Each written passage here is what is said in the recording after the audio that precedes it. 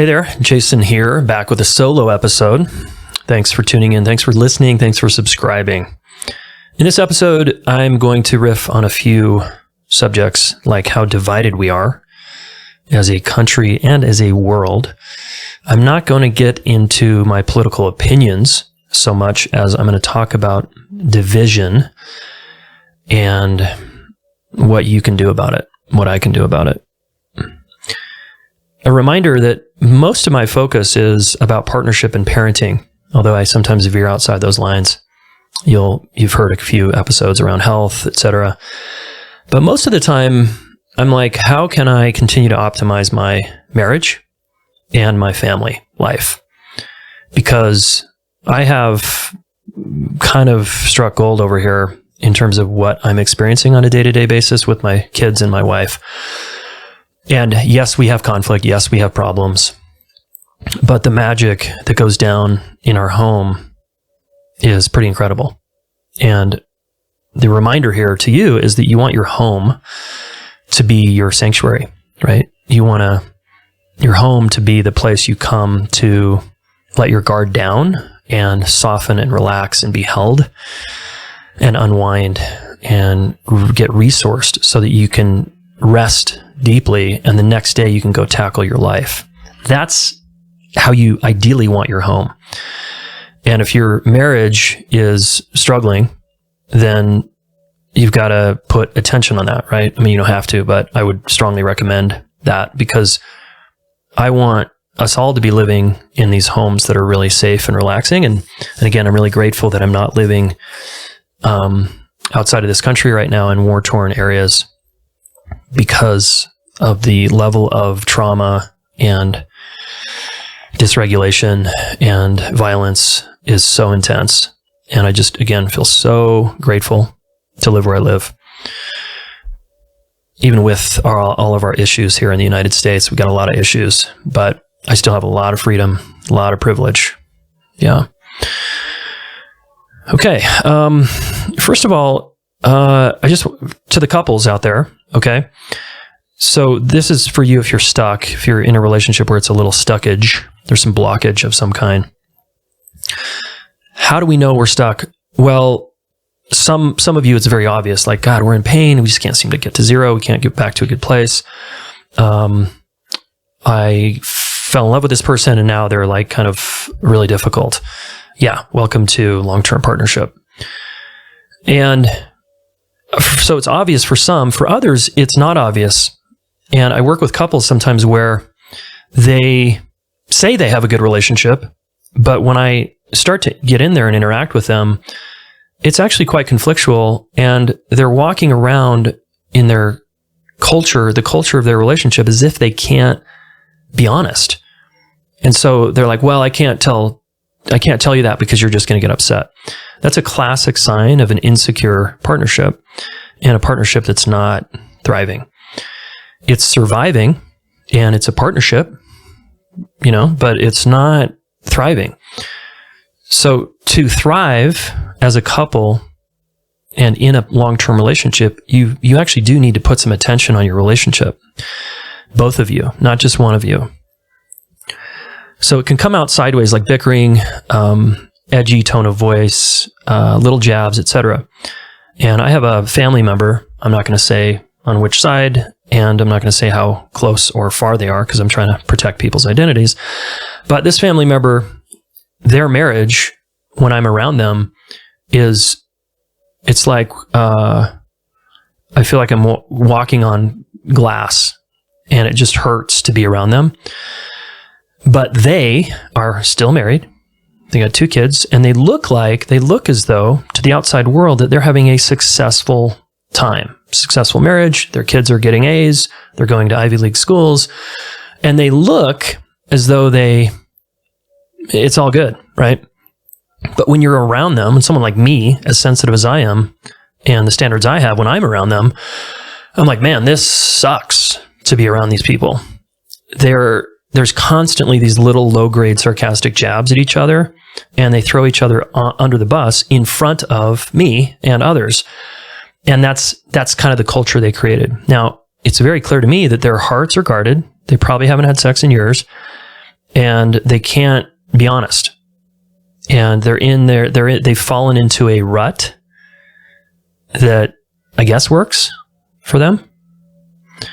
And I want to show you these types of couples. I'm going to ask you, the listener, to come on and coach with me, because it's okay if you're in that spot. I just want you to be in a better spot, because I think it's better for your health and well-being and your fulfillment, and you deserve that. So one of the things I'm offering here is this is a sidebar, couples coaching for free for anyone that's willing to get on Zoom with me. I'm going to coach you for a session, as long as you'll allow me to either put it here on the podcast or on YouTube, or both, because I think it will really help a lot of people. Okay. And the way you can do that is just go to JaysonGaddis.com/couples coaching. And there's an application you can fill out. So if you want couples coaching and you want to share your story with the world here in service, and also get some help at the same time, apply. Okay. JaysonGaddis.com/couples coaching. Now let's talk about how to get unstuck if this is us. Well, this type of couple does usually one or two things. They just fall asleep in a stagnant marriage, where they're both guarded, right, and unfulfilled. And then they claim that they're doing great. That's one path, right? Another path is someone acts out by an emotional affair, breaking up, cheating, leaking energy, or the rift between the two people gets bigger and wider over time. And if you really get in there, as I do when I work with couples, I know there's more to this story, and I get below the surface, and usually there's childhood injuries that are not getting healed. There's acting out from past hurts. There's a hurt that happened 5 years ago, 10 years ago, 15 years ago that never got resolved, and the person is still holding on to it, and it never got cleared, it never got repaired. And both people usually have several of those, and they've gotten used to the way they do conflict, which is we fight and argue a little bit, but then we don't want to deal with it, so we just go to separate sides of the house. We have a glass of wine, and we don't think about it anymore. And a couple days later, we're fine. Okay, that's a lot of couples, and you're not fine. If we, really checked in with you, you'd say, no, I'm actually hurting and I feel alone. So we want to, obviously, these two paths suck, I think. And so a third path is, you raise your hand and you say, hey, I need some help. And you get a coach or a therapist, or you could do it just without a coach and therapist. You could just get honest with each other and say, hey, we're struggling. I'm not happy here. And what do we do about it? So the first thing is you've got to take response. Well, first of all, acknowledge that it's going on. Okay. We have a shared reality that we aren't living inside of a fulfilling partnership. Okay. That's number one. Number two is own that you co-created this. Okay. I have a part in this. Own your part. I didn't speak up. I shut down. I blame you. I guarded my heart and didn't let you in, all the things. I never got vulnerable. 3, find out if you're both willing to work on it or if it's just you. 4, get help, alone or together. I already said that, right? I'm willing to do a free session with you, right? 5, and then start learning about how to get unstuck. And that usually requires you have to study psychology, relationships, coaching, therapy, communication, listening. You have to study human behavior, essentially, so that you can get a different result, right? And then lastly, you don't stop until you get unstuck, and you make a really fierce commitment to get unstuck, right? As I said in my newsletter recently, the Gottman's research shows, and I've said this many times on this podcast, that couples who know how to work through conflict live 10 years longer than couples who don't. That is so illuminating, and it should be a major alarm bell for you if you care about living a long life and a fulfilling life. Just having a partner doesn't equate to longevity or happiness or fulfillment, right? Sometimes people who are alone, if they're fulfilled in themselves and they have a good network, they can be much more fulfilled than the person who's been married 40 years in a stagnant or stuck marriage. Okay. because they're not dealing with the cortisol drip every day in their home of stress. Yeah. Let's come back to the divide in the world, and we'll talk about it globally for a minute, and then we're going to shrink it down to our own homes. So I was just talking about a stuck couple who's got a divide going on in their house. So if we're going to complain about the world outside or be scared or point fingers at one side or the other, it's really important that we first model to our kids and ourselves and look in the mirror and say, well, am I living the world I want to live in? And chances are, in your own home, you're not. You're pointing the finger at your partner, or you're in self-blame, judging yourself, or both. But often it's people pointing the finger at someone else. If you would just change, if X president or this president or that government or this government would just change, I would feel better. I would feel safer. I would feel okay. And look, I get it. God, it would be cool if we had a peaceful world, but that doesn't seem to be human nature over millennia. Seems like there's always wars. So given that, could we start at home and stop the war at home first and be the kind of change we want to see in the world? Could we take that project on? And I'm inspired by someone I listen to once in a while. Excuse me. His name is Lex Friedman. I like his podcast. I don't listen to every episode. I listen just the ones I'm interested in once in a while. But he often has an intro that I'm going to share here that I think is very inspiring to me, because I aspire to be more like Lex. And he's a young guy, very wise for his years, but he's willing to talk to anybody. And he's willing to talk to anyone on any side.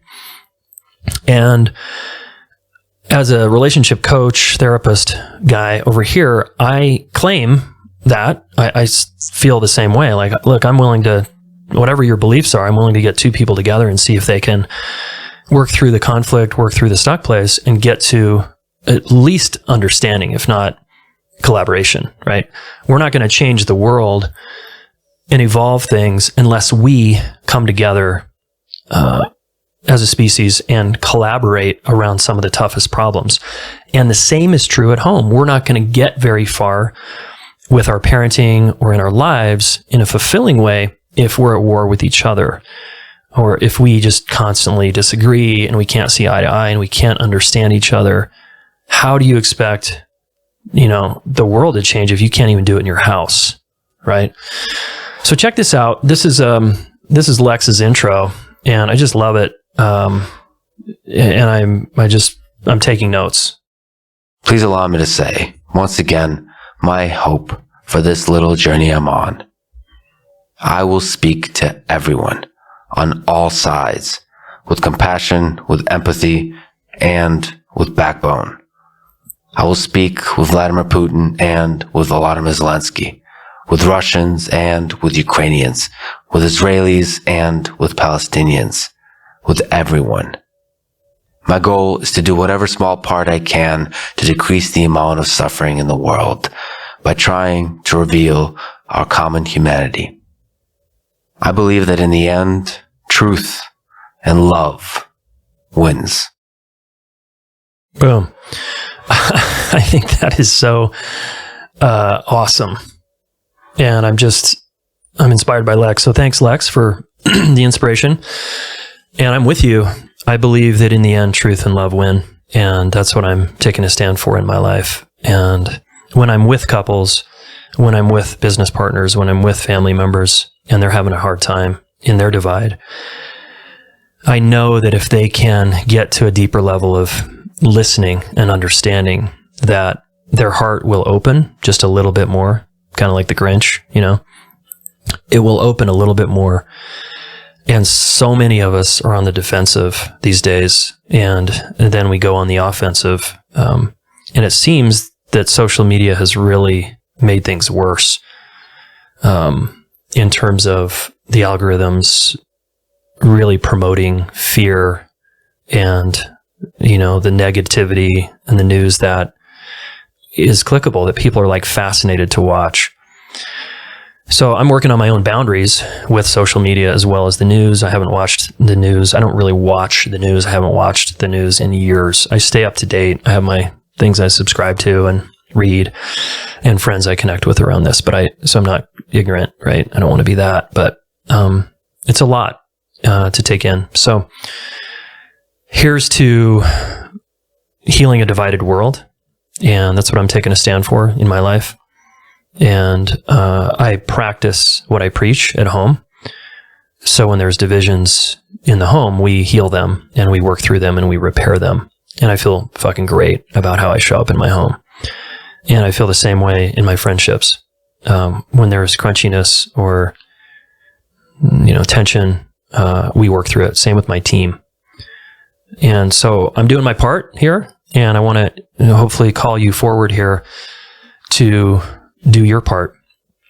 Now, of course, I like promoting our own stuff here around. I think we have awesome tools for you to learn how to do this part of your life better. That's why I started the relationship school. I think my book's also a great resource. But I don't really care where you get your skills and where you train. I just want you to do it so that you are doing your part in the home. If the claim is you want to also live in a more cohesive, collaborative world or neighborhood or town or community, are you being a relational leader? Are you stepping into, modeling that for the community, for your kids, for the other people in your life? Okay. Yeah. Side note, I read a book called Digital Minimalism, which was helpful. Cal Newport, he has a great podcast as well, that's helping me with my phone boundaries. Just a side note. I love to read. Some of the things I'm reading right now are Ken Wilber. I always read something hard like Ken Wilber, James Masterson. The Art of Learning was a really good read recently. That was one of my favorites. My wife turned me on to that. Josh Waitzkin, the chess prodigy. It's really a book about mastery, not so much learning. It's about mastering something, which I'm into. Yeah. And stay tuned, folks. More fun episodes coming up. And again, if you want to volunteer to get served by me and to serve, so it's both a give and take here, I would love to do a session with you. And you can sign up by just going to jasongaddis.com/couples coaching. Okay, so here's your action step today is look in the mirror and ask yourself this important question. If you resonate with Lex and his intro to his podcast there and what I'm sort of speaking to around healing this divided world, just look in the mirror and ask yourself, what am I doing at home in my closest relationships to make this world a better place? What am I doing?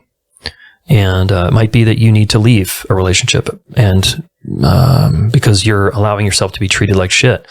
It might be that you start speaking up more. It might mean that you set some boundaries. It might mean that you enter into conflict because that's how to include yourself and not leave yourself behind. Whatever the case, I just want to encourage you onward, right? Onward. We can do this. Things are heating up in this country, and it's all the more reason to double down on getting to know ourselves in our most important relationships and learning to collaborate better and how to listen deeply until people feel understood. Okay.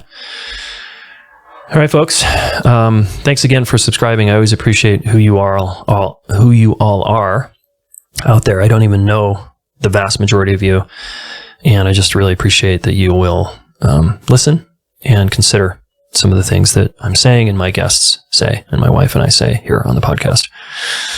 All right, blessings to you on this in this moment wherever you are in the world, and let's be the change. Hey, podcast listener, thank you for being a subscriber. If you struggle to work through conflict, you've read my book, you've listened to some podcasts, and you're still struggling, I want you to come to a free class. It's called How to Resolve Conflict and Create Powerful, Lasting Relationships. so that you can have a better quality of life, be more fulfilled, feel more connected to yourself and your main person. Guys, conflict is the crux of any good high-stakes relationship. You have got to figure this part of relationships out. That's why I wrote an entire book about it. It's why I teach a lot about it. So come to the free class, and here's the URL for you, relationshipschool.com/resolve conflict. And I hope to see you in there.